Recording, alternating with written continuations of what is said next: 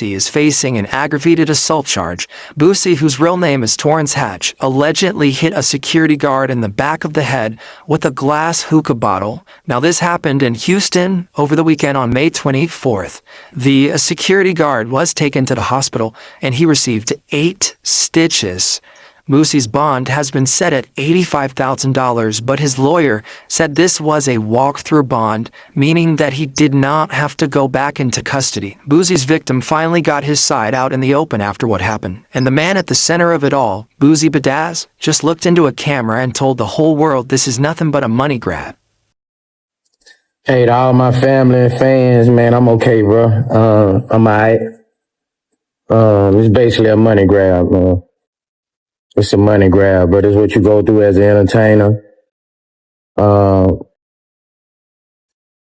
facts of the case have come out. I mean, we in court now.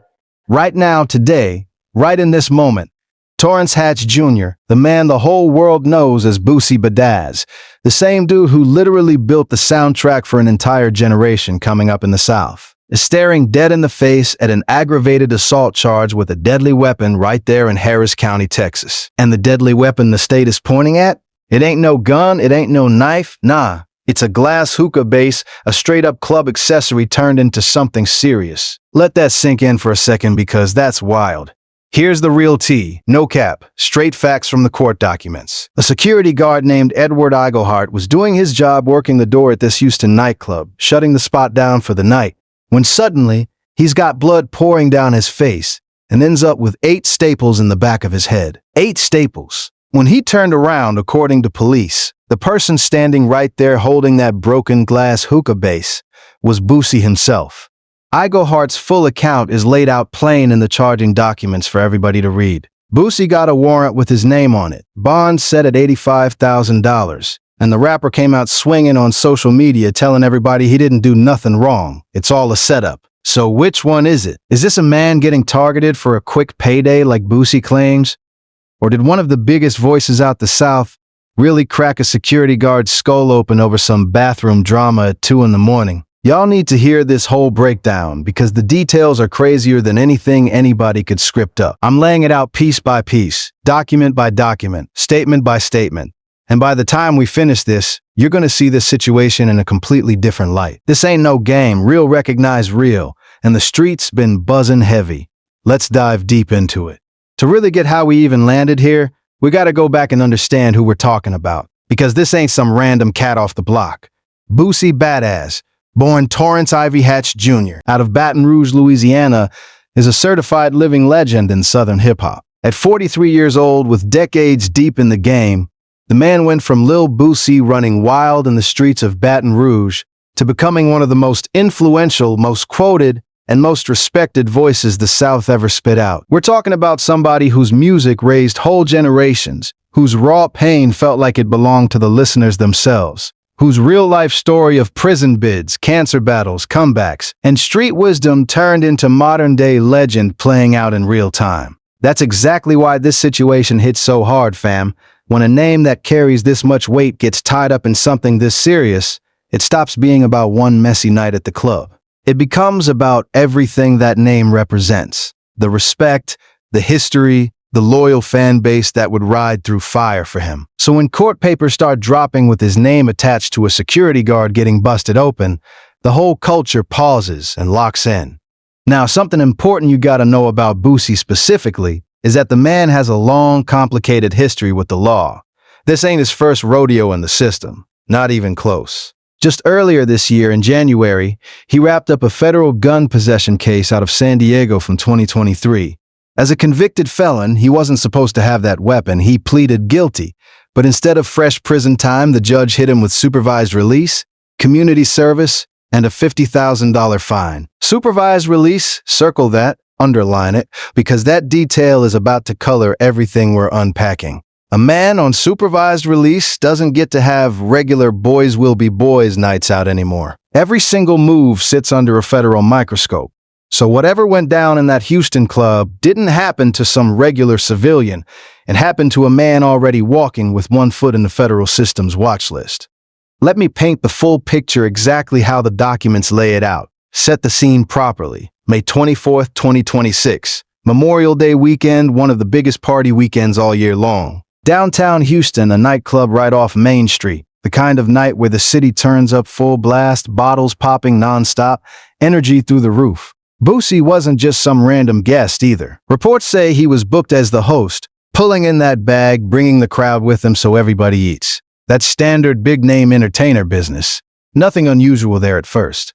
But then closing time hits around 2 in the morning. Anybody who's ever worked a door, done security, or closed down a bar knows that 2 a.m. slot is the most dangerous hour in the building. Everybody's faded, emotions running hot.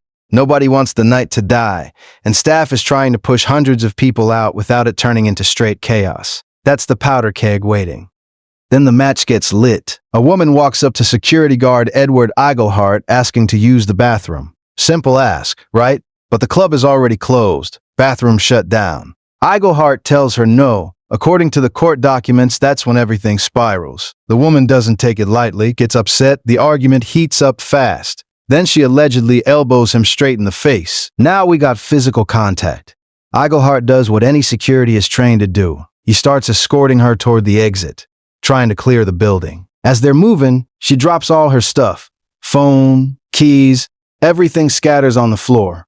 Here's the exact flip moment. Eigelhart, showing some real stand-up character in his version, bends down to help pick her belongings up off the ground even after she elbowed him. Head down, back turned, completely vulnerable. That's when, per the documents, he gets cracked hard on the top of his head. Pain shoots through him, blood starts running, and when he turns around, the person allegedly standing there holding the broken glass hookah base is Boosie. Now hold up, I gotta keep it 100 with you right here. That's Eigelhart's account straight from the charging papers. It's an allegation, not proven fact in any courtroom yet. Boosie denies it flat out. Don't let anybody spin this into settled truth because it isn't. But that's the official story the public got hit with, and it's heavy. The streets knew witnesses would surface, and they did. A second security guard working that night backed it up. He heard glass shatter, saw Eigelhart bleeding, and saw Boosie allegedly holding that same broken hookah base yelling. Club owners and promoters also identified Boosie to Houston police. Multiple independent accounts lining up. Then the injury details seal the upgrade. Eigelhart got rushed to St. Joseph Hospital. Doctors put 8 staples in his head. 8 staples ain't a scratch. That's serious trauma. In Texas law, when an object causes that level of harm, it becomes a deadly weapon. That's why it's aggravated assault with a deadly weapon.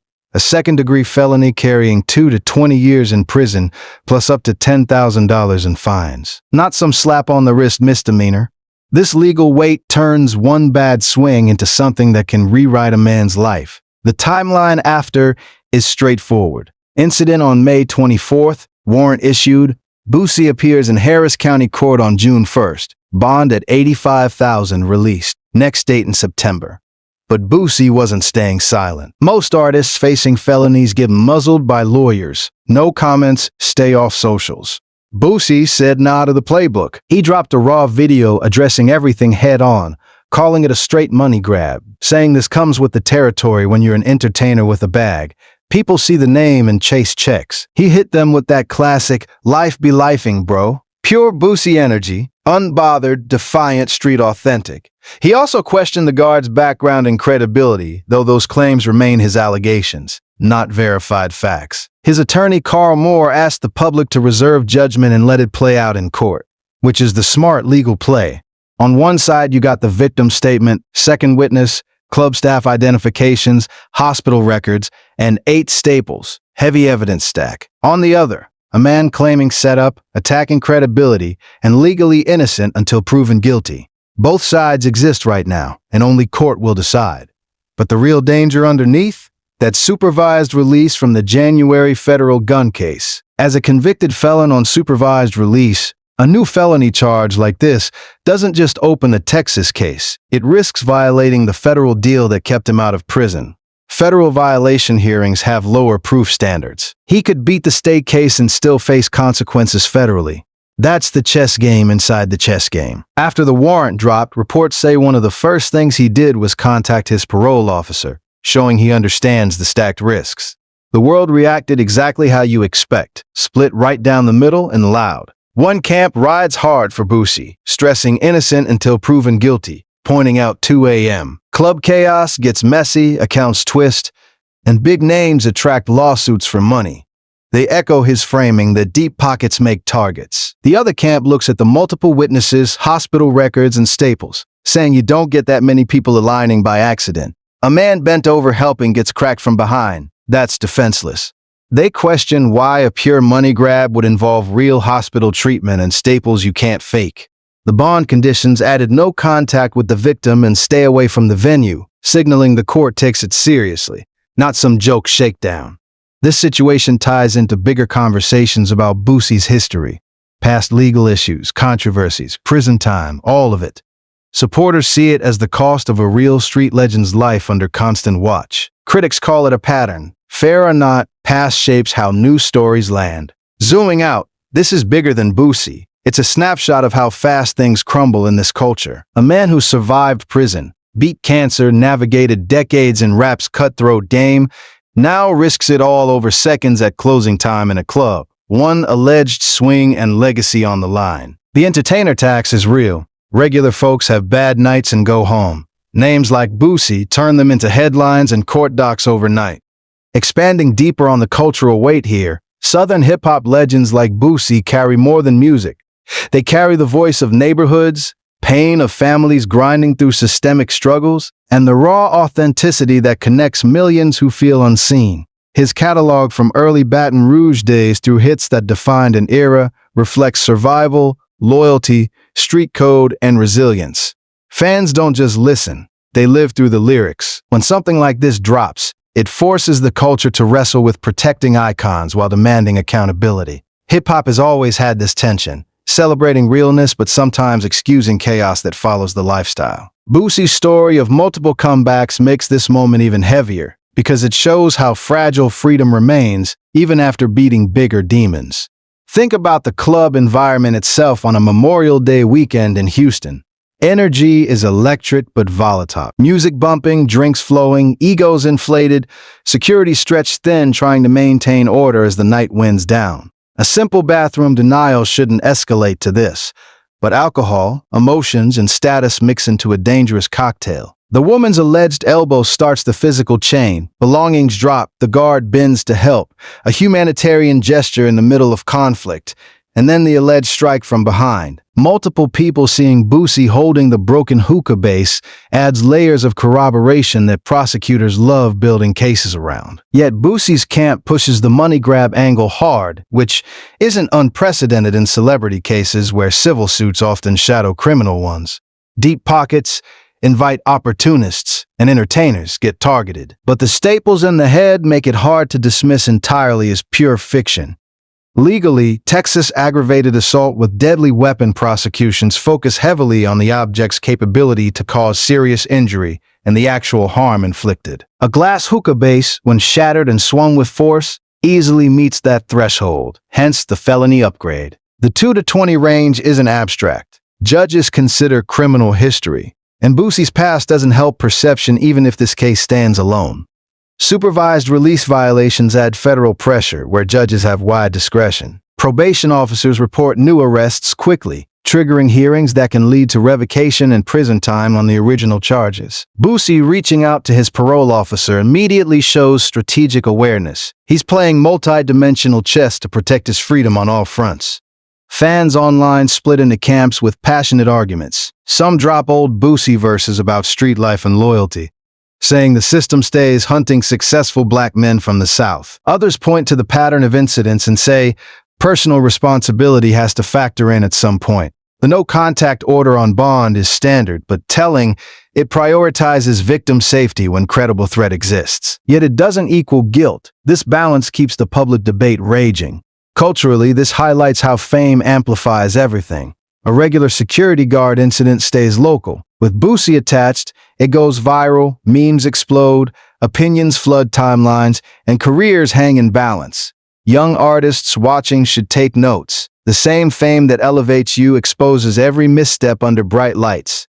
Diving even further into Boosie's legacy for context, his influence stretches beyond charts. He gave voice to struggles with incarceration, health battles like his cancer scare that showed vulnerability many rappers hide, and unfiltered opinions that sometimes sparked controversy but always felt authentic. That authenticity built a die-hard following across generations. This case tests that loyalty. Will fans separate the artist from the man in the headlines? Will they demand full facts before riding? These questions matter because hip-hop culture shapes youth mindsets on conflict resolution, legal systems, and accountability.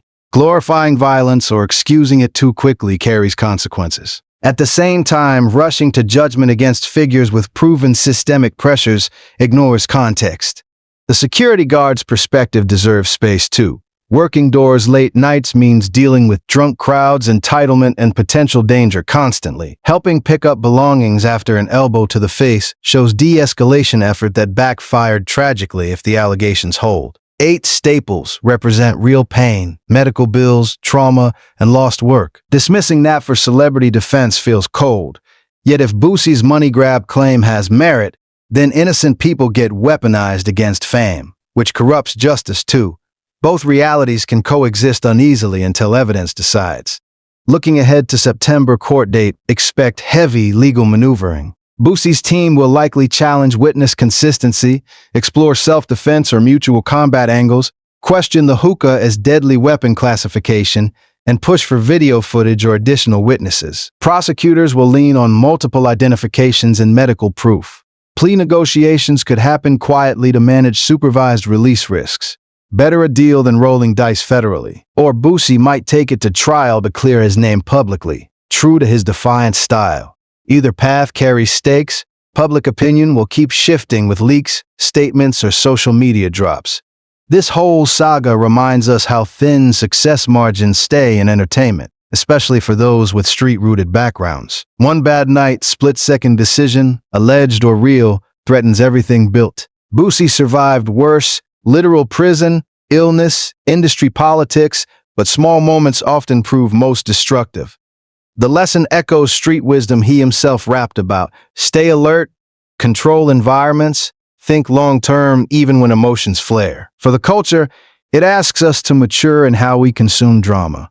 Seek truth over tribal loyalty, empathy for all parties, and recognition that legends are still human, capable of mistakes like anybody. Ultimately, the board sits with these pieces. Closed bathroom at 2 a.m., woman turned away, argument escalating to elbow, dropped items, guard helping alleged strike from behind with hookah base, multiple witnesses, serious injury with staples, felony charge with prison exposure, bond conditions, federal supervised release shadow, and Boosie calling it all a setup while daring facts to surface. Every element feels raw and real.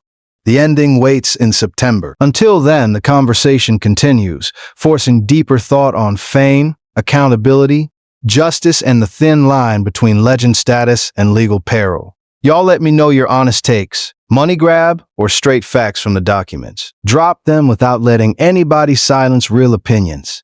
This story stays far from finished, and when it develops, the breakdown will come heavy again. Stay solid, stay tuned. Real recognizes real. Life really be lifing out here, and this situation proves it in full color. The added layers show how one incident ripples through personal history, cultural expectations, legal systems, and public perception in ways that demand careful examination beyond surface headlines. Boosie's journey reflects broader narratives of redemption, relapse risks, and resilience under pressure that define so many stories in the game. Understanding all angles makes us better observers of the culture we claim to love.